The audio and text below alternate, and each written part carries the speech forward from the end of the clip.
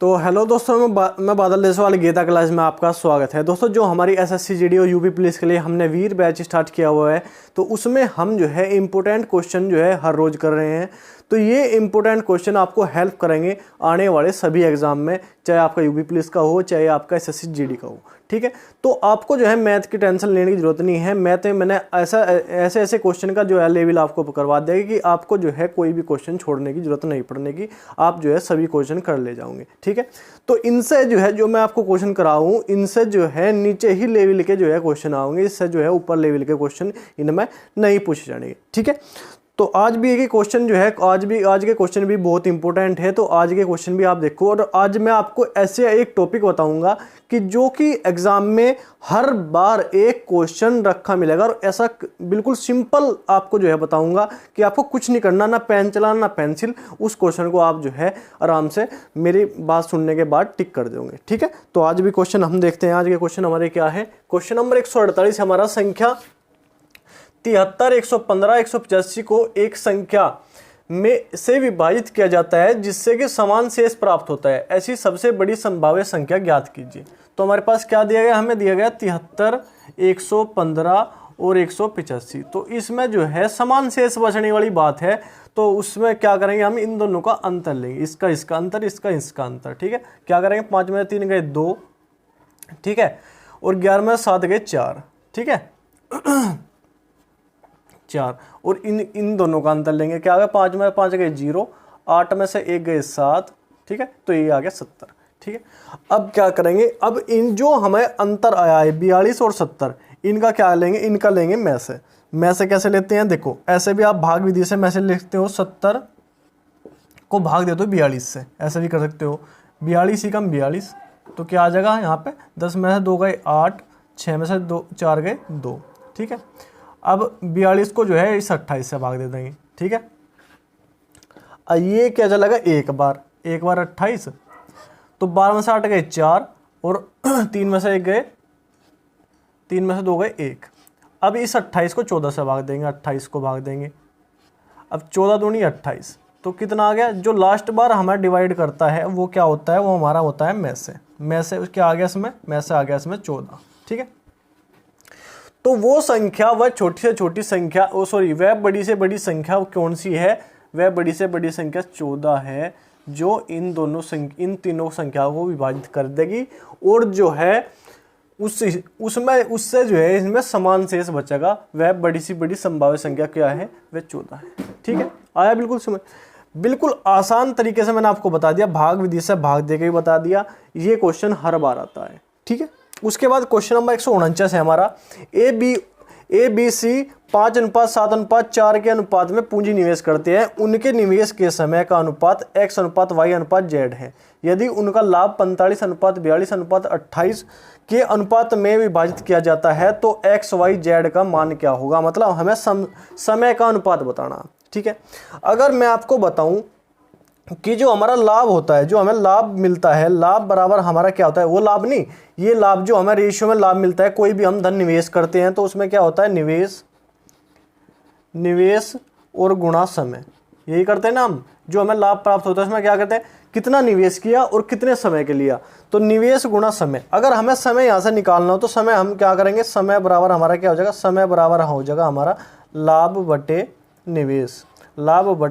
निवेश। ठीक है, जो हमने लाभ जो हमें प्राप्त हुआ बटे में कर देंगे जो हमने जो है निवेश किया था। ठीक है, तो यही हमें यहाँ पे करना है, क्या करना है, देखो लाभ के बटे में निवेश कर देना। पहला लाभ क्या है 45, और पहले का निवेश क्या है 5, फिर अनुपात, दूसरे का लाभ क्या है 42, दूसरे का अनुपात क्या है 7। ठीक है, अब तीसरे का लाभ क्या है 48, और तीसरे का 28, और तीसरे का अनुपात निवेश क्या है 4। ठीक है, तो काट दो, 5 9 45, 7 6 42, 4 7 28, तो क्या आ जाएगा, यहाँ पे आ गया 9:6:7। तो ये इसका क्या आ गया, ये इसके समय का अनुपात आ गया। ठीक है, तो ये इसका हमारा जो है एक्स वाई और जेड का अनुपात क्या आ गया, 9:6:7, जो कि ये समय है। ठीक है, तो उसके बाद क्वेश्चन नंबर 150 है हमारा, एक व्यक्ति किसी वस्तु को 18% की हानि पर बेचता है। यदि वह विक्रय मूल्य में 144 रुपये की वृद्धि करे और क्रय मूल्य में 30% की कमी करे तो 20% का लाभ होता है। मूल विक्रय मूल्य क्या है? उसने कहा कि किसी वस्तु में 18% की हानि पर बेचता है। अगर कोई 100 रुपये की उसकी वस्तु है तो वो 18% की हानि पर बेचता है, 18% की हानि पर बेचता है, तो कितने में बेचेगा? वो बेचेगा किसमें? 82 रुपये में। ठीक है, 82 रुपये उसने बेच दी। ठीक, 82 रुपये में उसने बेच दी। उसने उसके बाद कहा यदि वह विक्रय मूल्य में 144 रुपये की वृद्धि, छोड़ दो, यहाँ से पढ़ो, क्रय मूल्य में 30% की वृद्धि कर देता है। क्रय मूल्य ये है 100 रुपये, तो इसमें 30% की वृद्धि करता है, 30% की वृद्धि कर दिया। 30% की वृद्धि करने के बाद कितने का हो गया? 130। ठीक है, 30% की वृद्धि 30% की वृद्धि नहीं, 30% की कमी, 30% की कमी, 30% की कमी बोला। 30% की अगर कमी कर दे तो वो कितने में बेचेगा? 70 में, सॉरी 70 में खरीदेगा। अगर क्रय मूल्य में 30% कम कर दे तो 70 रुपये में खरीदेगा। तो उसे 20% का लाभ होता है, 20% का लाभ, % का लाभ होता है। तो मतलब जो हमें 30% की कमी में हमने 70 रुपये में बेचा, तो इस पर उसे 20% का लाभ हुआ। तो 20% का लाभ में कितना होगा? 120/100, तो 2 जीरो से 2 जीरो कर देगी, 12 सते 84। तो क्या हो गया? उसने कितने में बेची? 20% लाभ में। अगर 70 रुपये में 20% का लाभ लिया तो उसने बेची 84 रुपये में। अब उसने पूछा कि मूल विक्रय मूल्य क्या है। अब देखो, पहले जो है बेची थी 82 रुपये में, अब बेची 84 रुपये में, तो कितने अधिक में बेची? 2 अधिक में, 2 अधिक में। ठीक है, लेकिन उसने क्या कहा? वो अगर 144 रुपये की वृद्धि करे तो मतलब दो भाग के बराबर क्या हो गया? 144 रुपये। ठीक है, मतलब 2 भाग के बराबर कितना हो गया? 144 रुपये। उसने कहा कि मूल विक्रय मूल्य क्या है? मूल विक्रय मूल्य मतलब ये 82। तो देखो 144/2 हमें क्या निकालना? मूल विक्रय मूल्य मतलब 82। ठीक है, विक्रय मूल्य जो पहला विक्रय मूल्य था ये था ना, तो गुणा 82, तो 2 से काट दो, 2 सते 14, 2 दूनी 4, तो क्या हो जाएगा? 82 गुणा 72 कर दें, क्या आ जाएगा हमारा?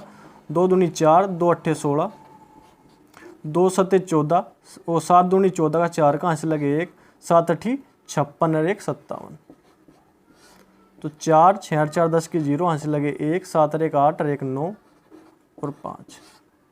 ठीक है, तो हमारा क्या आ जाएगा? ये आ जाएगा हमारा 5,904 रुपये। ठीक है, तो इसका ये था, क्या था? ये मूल विक्रय मूल्य था। क्या था? मूल विक्रय मूल्य था। मूल्य उसने पूछा था। क्या कहा उसने? देखो शुरुआत से मैं आपको बता दूं, 100 रुपये पर उसने बोला कि वस्तु पर 18% की हानि पर बेचता है। मतलब अगर कोई 100 रुपये की वस्तु है तो 18% की हानि पर 82 रुपये में बेचेगा। उसने कहा कि जो क्रय मूल्य है 100 रुपये, इस पर 30% की कमी कर दो। उस पर 30% की कमी करने के बाद क्या होगा? 70 रुपये में। उसने कहा कि अब अगर उसे 20% का लाभ हो रहा तो उसे कितने में बेचेगा? अगर 70 में 20% का लाभ होगा तो कितने में बेचेगा? 84 में। पहले 82 रुपये में बेच रहा था, अब 84 रुपये में। लेकिन ये वृद्धि कितनी है? 2 की। उसने बोला कि 144 रुपये की वृद्धि करी थी उसने, तो एक दो भाग जो है 2 रुपये या 2 भाग जो है 144 के बराबर है। तो हमारा जो है हमें निकालना 82 भाग 82 जो विक्रय मूल्य है, तो 144/2 गुणा 82, तो क्या आ जाएगा? 5,904 रुपये आ जाएगा। ठीक है, ये तो हो गया आज के क्वेश्चन। उसके बाद आज मैं आपको बताऊंगा परिमेय और अपरिमेय संख्या। और एक बात और बताऊंगा मैं आपको। अगर मैं आपको बताऊं तो एक बात और मैं आपको बताऊंगा कि जो हमारे किसी भी संख्या के वर्ग होते हैं, हमें कोई एग्जाम में संख्या दे दी और ये बोल दिया कि उस संख्या का वर्ग क्या होगा, या कौन सी संख्या वर्ग संख्या होगी। तो कौन सी वर्ग संख्या हो सकती है और कौन सी संख्या वर्ग संख्या नहीं हो सकती, मैं आपको जो है इसमें जो है बताने की कोशिश करूंगा। ठीक है, तो सबसे पहले बताता हूं परिमेय और अपरिमेय। परिमेय संख्या और अपरिमेय संख्या, परिमेय संख्या और अपरिमेय संख्या। ठीक है, परिमेय संख्या क्या है और अपरिमेय संख्या क्या है? तो देखो, सबसे पहले अपरिमेय संख्या की बात करूं तो परिमेय संख्या वे है जो रूट के रूप में नहीं रह सकती। मतलब देखो, जैसे हमने बोल दिया कि ये 49 √49। तो इसे अंडर रूट में तो ये नहीं रहने की, वर्गमूल में तो रह नहीं सकती, ये क्या बन जाएगी, ये तो 7 बन जाएगी, तो ये परिमेय संख्या नहीं है। सबसे पहले हम अपरिमेय संख्या की बात करते हैं, तो ये पाई जो होता है वो परिमेय संख्या होती है। या कोई भी संख्या है अपरिमेय संख्या, 3/2 कह दिया, 5/2 कह दिया, जो भी हमारे भिन्न में है या दशमलव में है, जो रूट में नहीं है, जो रूट से बाहर निकल सकती है, वे सभी जो है क्या है, वे सभी परिमेय संख्या है। और अपरिमेय संख्या एग्जाम में बहुत ज्यादा बार पूछा जाता है कि पाई क्या है। पाई जो है एक अपरिमेय संख्या है, पाई जो है एक अपरिमेय संख्या है।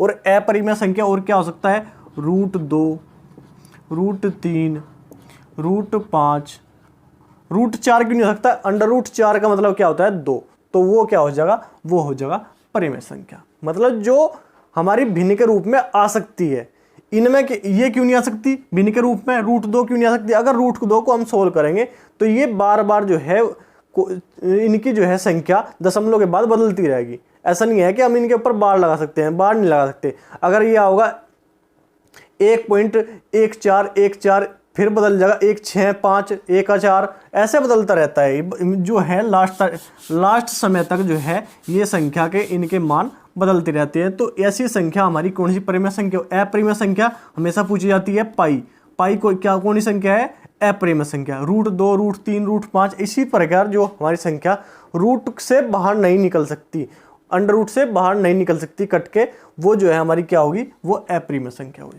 और जो निकल सकती है, बाहर निकल सकती है, भिन्न के रूप में लिखी जा सकती है, वो हमारी क्या होगी, वे परिमेय संख्या होगी। ठीक है, ये तो होगी एक बात।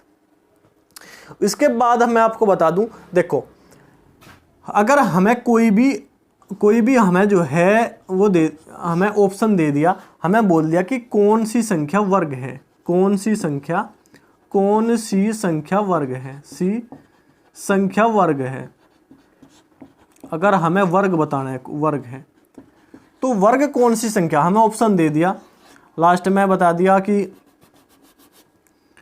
पहला ऑप्शन दे दिया हमें 3, 2, 6, 5, 4, फिर दे दिया दूसरा ऑप्शन 6, 5, 9, 2, 1, फिर तीसरा ऑप्शन दे दिया 7, 5, 6, 8, 8, फिर ऑप्शन दे दिया 7, 6, 9, 4, 2।